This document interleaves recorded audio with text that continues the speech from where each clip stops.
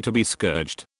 Such is the soul who has not enough courage and generosity to break energetically with the world's demands, her nature or her passions.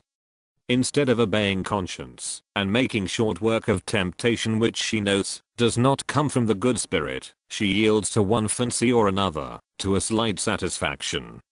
If she overcomes herself on one point, she gives in on another, which would need greater effort. If she does some mortification, she hesitates about others, which would ensure her fidelity to grace or the rule, but would deprive her of some small pleasure. She allows herself half of what nature or passion demands, and so soothes her conscience. We will suppose that there is question of divulging some fault, real or imagined, that she has found in another. It is neither fraternal charity nor zeal for the general good that prompts her, but a hidden envy, the result of passion, which is her true motive. Grace and conscience alarm her, and act as a warning of the spirit inspiring the injustice she about to commit. There may be a moment of interior struggle, but a mortified passion soon deprives her of the light and courage to reject so diabolic a purpose.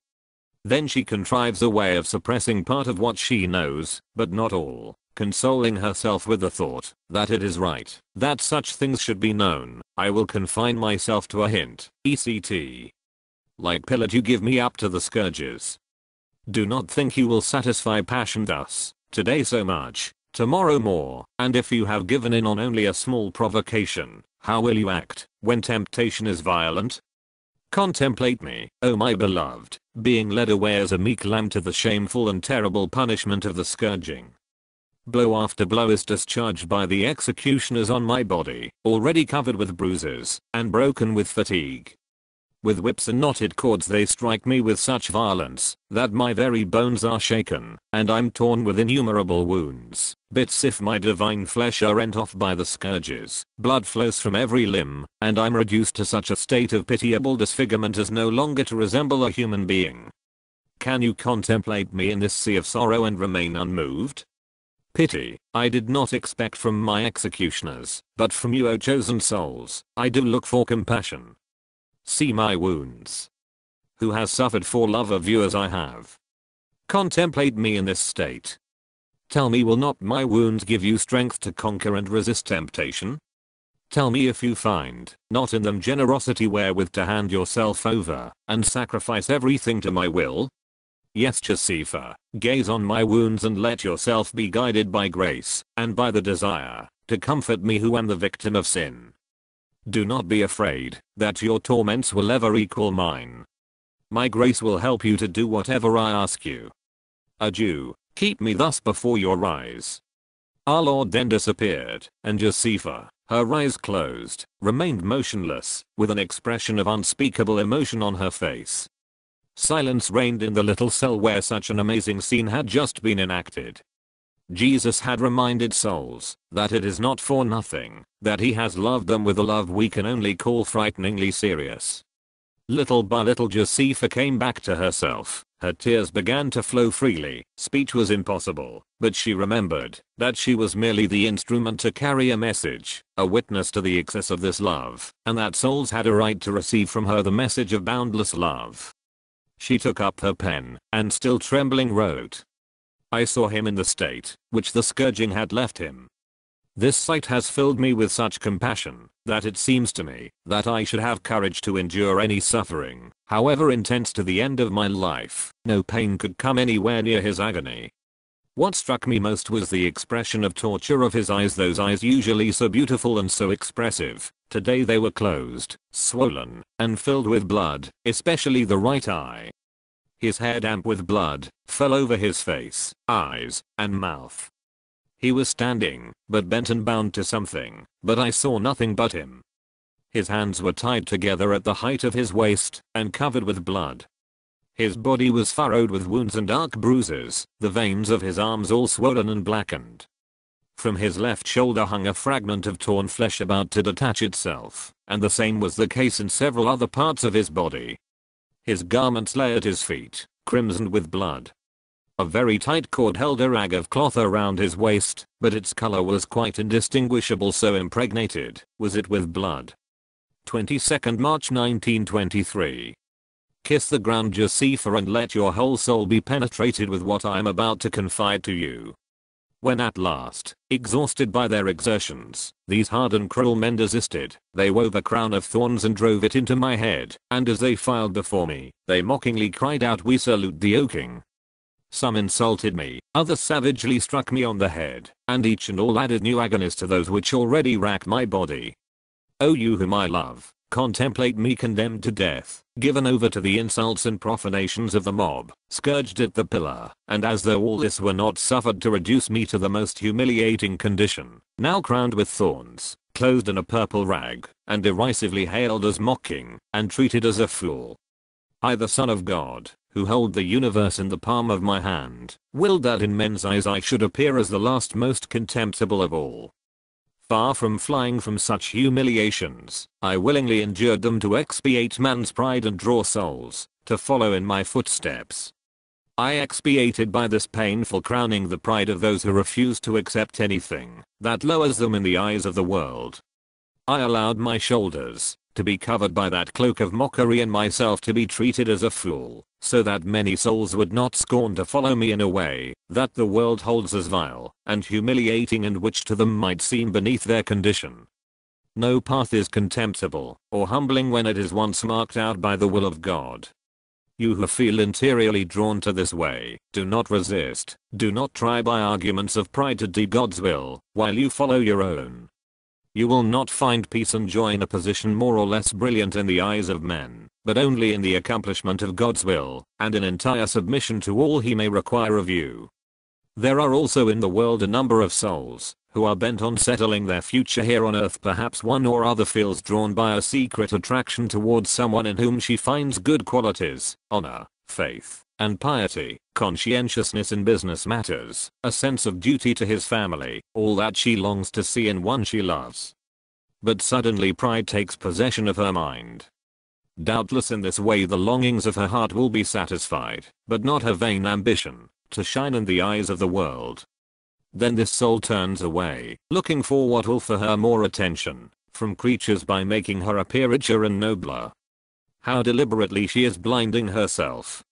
No, indeed you will not find the happiness you seek in this world, and God grant that although you put yourself in such grave danger, you may find it in the next. And what should I say to those whom I called to a life of perfection and love, and who turn a deaf ear to my voice? How exposed to illusions are those who imagine themselves ready to do my will, and follow me, and write themselves to me, and yet thrust deeply into my head the thorns of my crown. There are souls whom I desire for my own. I know them intimately, and loving them as I do with infinite tenderness, I draw them in the direction in which my wisdom has prepared the most sure way of sanctity for them. There I propose to unveil my heart to them, there they will give me most love, and most souls too. But what resistance and what disappointment! How many of them, blinded by pride or the desire to satisfy nature or paltry ambitions, their minds filled with vain thoughts, end by turning away from the path marked out by love. O souls especially chosen by my heart, do you think that in following your inclinations you are giving me the glory I expect of you, or doing my will, when you resist the call of grace, or refuse through pride to follow me in the way of love? Ah, Josefa, how many souls are blinded by pride. Today will you multiply acts of humility and submission to the divine will, to win for many souls the grace of following the way I have prepared for them with so much love. 23rd March 1923. We are going to make souls understand how many allow themselves to be deceived by pride. Crowned with thorns, and clothed in the purple mantle, and amidst overwhelming insults and mockeries, I was brought back by the soldiers to Pilate.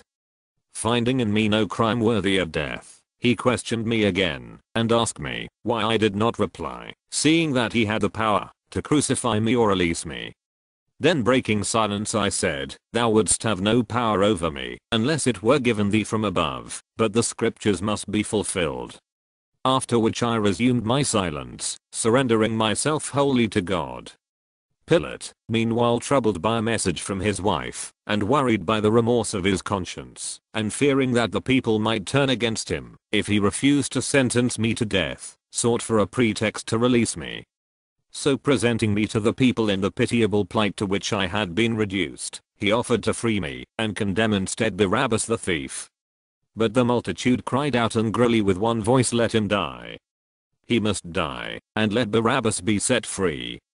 O all ye who love me, consider how I was compared to a thief, or rather valued lower than a degraded criminal, one of the wickedness of men. Hear their cries of rage against me, and their vociferous clamors for my death. Far from seeking to escape this affront, I lovingly accepted it for love of souls, for love of you, desirous of showing you that my love was leading me not only to death but to contempt, ignominy and hatred of those very men for whom I should shed my blood in such profusion. I was treated as a disturber of the peace, as insane, a madman, and I accepted it all with the utmost meekness and humility. Do you think that in my human nature I felt no repugnance and grief? I willed to know experimentally all that would have to be undergone by you, that you might draw strength from my example for all the circumstances of your life. So I did not free myself, though this would have been easy. I accepted all lovingly, that thus fortified you might understand how to sacrifice every repugnance, in order to accomplish the holy will of God, my Father, repair his glory, expiate the sins of the world and win the salvation of many souls. Here I once more addressed myself to the souls to whom I spoke yesterday. You who are called to a life of perfection, who parley with grace, and answer thus, how can I live in continual obscurity? I'm not accustomed to that kind of life, to such lowly work. My family and friends will think me ridiculous. For I'm gifted, and could be more useful elsewhere etc. To you I make my answer, when I was born of poor and humble parents far from my own country and home, in a stable, in the severest season of the year and the coldest of nights, did I hesitate? Did I refuse? During 30 years I knew the hard toil of an obscure workshop, bearing the contempt and indifference of those for whom my father Saint Joseph worked, nor did I disdain to help my mother in the humble and hidden occupations of her poor household. Had I not more knowledge than was needed for the humble trade of a carpenter, I who at 12 years of age, taught the doctors in the temple? But such was my father's will, and consequently it was in this way that I gave him glory.